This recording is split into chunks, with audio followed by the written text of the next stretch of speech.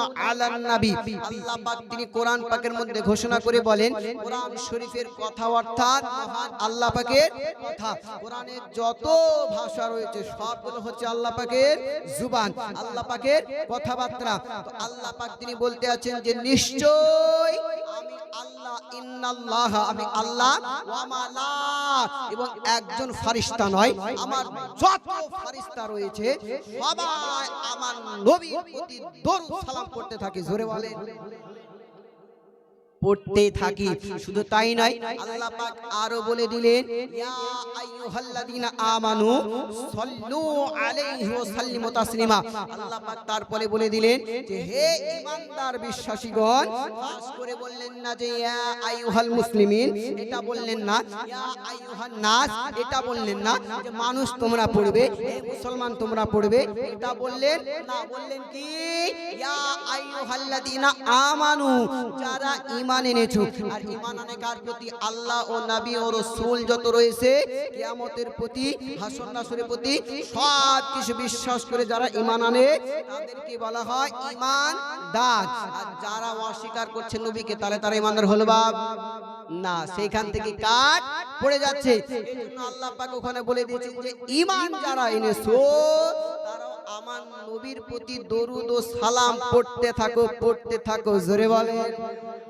তাহলে আল্লাহ পাক যেখানে বলেছেন পড়ার কথা, দরুদ পড়ার কথা, সালাম পড়ার কথা, যেখানে আল্লাহ পড়তে আসেন, ফেরেশতাগণ পড়তে আসেন, আর হুকুম যেহেতু করেছেন ঈমানদারের প্রতি, এবার যারা বলবে আমি ঈমানদার না তারা পড়বে না, যারা ভাববে ঈমানদার তারাই পড়বে। জোরে বলে। তাহলে আপনারা ঈমানদার না ঈমানদার না? ঈমানদার। নিজেকে ঈমানদার ভাববেন না অঈমানদার ভাববেন? ঈমানদার ভাববো, মুসলমান ভাববো না। কারণ আল্লাহ পাক বললেন না যে ইয়া আইয়ুহাল মুসলিমিন, বললেন না। কারণ এই মুসলমান তোমরা পড়ো এটা বললেন না। আল্লাহ এটা বললেন না যে ইয়া আইয়ুহান নাস, যে মানুষ তোমরা পড়ো এটা বললেন না। শুধু নির্দিষ্ট করে যারা ঈমান আনবে তারাই পড়বে, নচেত পড়তে হবে না। তাহলে আমরা নিজেকে ঈমানদার ভেবে নবীর প্রতি দরুদ ও সালাম পড়বো ইনশাআল্লাহ, কিয়ামত পর্যন্ত পড়বো ইনশাআল্লাহ। হাত তুলে বলুন ইয়া রাসূলুল্লাহ, ইয়া হাবিবাল্লাহ। এবার আর একটু আপনাকে লজিক দিয়ে বোঝাই, আর একটু নিয়ে যাই। আমার নবী পাক সাল্লাল্লাহু আলাইহি ওয়াসাল্লামের এই যে কোরআন শরীফের আয়াতটা তিলাওয়াত করলাম, ইন্নাল্লাহা ওয়া মালাইকাতাহু ইউসাল্লুনা, যে এই যে শব্দটা আছে, যারা আলেম সমাজ রয়েছে তারা আপনার বুঝতে পারবে। কারণ এর একটি গ্রামার রয়েছে, যেমন বাংলার গ্রামার রয়, ইংরেজির গ্রামার রয়েছে, ঠিক ওই রকম ইউসাল্লুর এর কিন্তু একটা গ্রামার রয়েছে। বলে এটা হচ্ছে ফেলে মুজারে বলা হয়। কি বলা হয়? ফেলে মুজারে। এবার আপনাকে সাধারণ ভাষায় বোঝাই লজিক দিয়ে। আজ ইংরেজি যখন আমরা পড়ি তখন আমরা সাধারণত টেন্স দেখতে পাই কয় প্রকার? 3 প্রকার, যেটাকে আমরা ভাগ করে নিই, দিয়ে চারটে চারটে করে 12টা নিয়ে যাই, তাই না ভাই? এই যে আমরা ভাগ করি, যেটাকে প্রেজেন্ট, ফিউচার, পাস্ট আমরা বলে থাকি।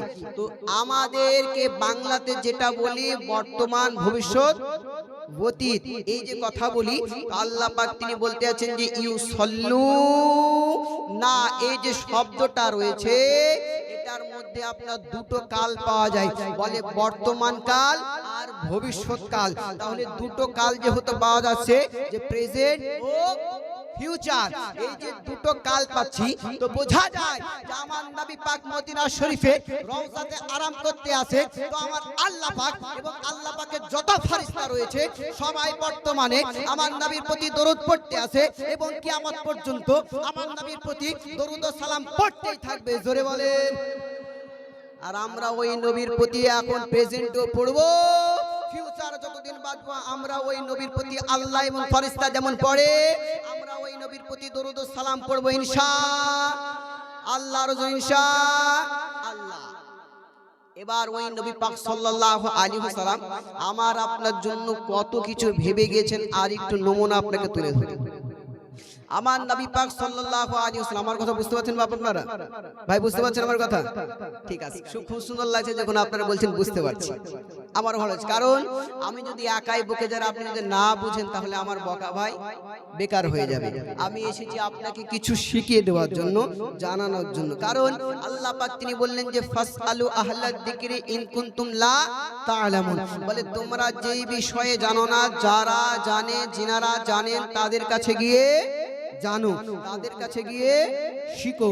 আমার আপনার কাজ হচ্ছে, আমি যদি কম বেশি জানি, আপনারা সেই সম্পর্কে জানেন না, তো আপনাদের কাজ হলো আমার কাছে এসে জানা।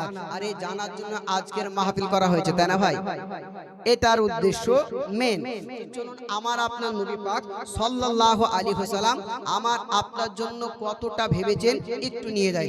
আমার নবী পাক সাল্লাল্লাহু আলাইহি ওয়াসাল্লাম মেরাজের রাত্রিতে যখন গিয়েছেন, আমার আল্লাহ পাককে দর্শন করতে আছেন, আমার আল্লাহ পাককে দিদার করতে আছেন।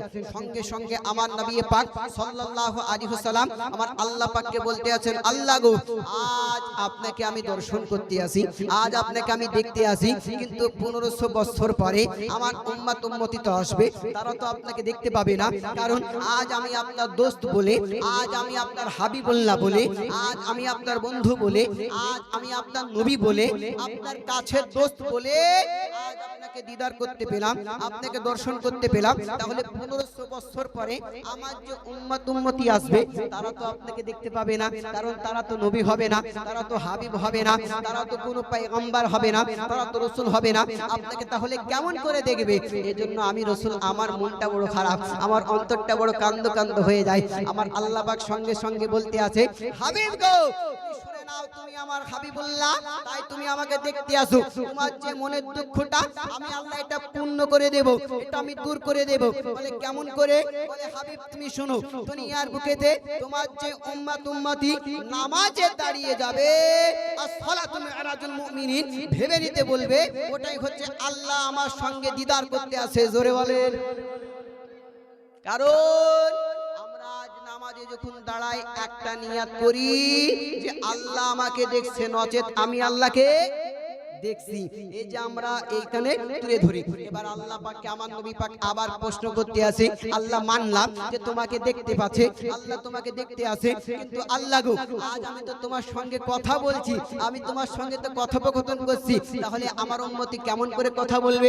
আমি তো ভাবলাম দেখতে পাবে, কিন্তু কেমন করে কথা বলবে?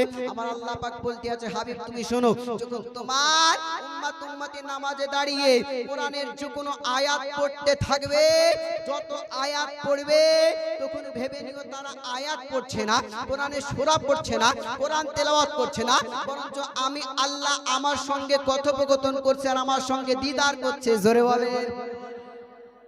আমার সঙ্গে দিদার করছে আর কথাবার্তা বলছে। তাহলে ওই নবী পাক কতটা আমার আপনার জন্য কতটা ভেবেছেন, কতটা চিন্তা করেছেন। আর আজ হতভাগা মুসলমান, আজ আমরা ওই আল্লাহকে দিদার করা থেকে দূরে, আল্লাহকে দর্শন করা থেকে আমরা দূরে।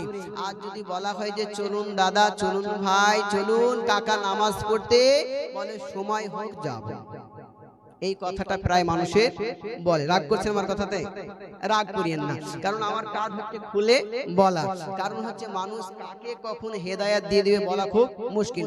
যেমন আপনাকে ছোট্ট একটা কথা বলি, আমি যেমন নদিয়া থেকে এসেছি, তো আমি একটা জায়গাতে জুমার নামাজ পড়াতে যাই। তো ওইখানে একজন ব্যক্তি রয়েছে আপনার, যে কিনা আপনার আগে খুবই গাঁজা নিয়ে বসে থাকে, মানে গাঁজার আসরে বসে থাকা লোক, সর্বদা গাঁজা খেত। ওই লোককে আল্লাহ এত হেদায়েত দিয়েছে সুবহানাল্লাহ, যে গাজার আসরকে ভেঙে মসজিদ বানিয়ে দিয়ে ওই মসজিদে দিনরাত পড়ে এখন থাকে আর জিকির আজকার করে। জোরে বলেন। তো আল্লাহ তাআলা কাকে কখন হেদায়েত দিবে বলা খুব মুশকিল, বলা খুবই কঠিন। চলুন ওই নবী পাককে মহাব্বত আমাদের করতে হবে, প্রেম আমাদের করতে হবে। আমরা চেষ্টা করব ওই নামাজ পড়ব। যখন বলা হয় যে চলুন কাকা নামাজ পড়তে, ঠিক আছে বাপ, সময় হোক, সময় আছে, সময় হলে পড়তে যাব, এই কথা বলে। আপনি বলুন তো বাপ, আপনি আজ বেঁচে আছেন, সেকেন্ডের নয় বাঁচবেন কি মরবেন এর কোনো গ্যারান্টি দিতে পারবেন? কথা বলুন, পারবেন? পারবেন না। আমার নবী পাক সাল্লাল্লাহু আলাইহি ওয়াসাল্লাম এরকম বসে আছে, সাহাবী রাসূলকে বলতে আছে, হে আমার সাহাবী রাসূল, তোমরা মৃত্যুকে কতটা ভাবো, ভয় তোমরা কেমন করো, মরণকে তোমরা কতটা স্মরণ করো, কতটা স্মরণীয় তোমরা রাখো। সাহাবী রাসূল বলতে আছে, ইয়া রাসূলুল্লাহ, আমরা যোহরের নামাজ পড়ার পরে আসরের সময় পাবো কিনা, আসরের ওয়াক্ত পাবো কিনা, আসরের নামাজ পাবো কিনা, এটা আমাদের সঙ্গে, এটা আমাদের সন্দেহ, এটা আমরা চিন্তিত থাকি। আমার নবী পাক সাল্লাল্লাহু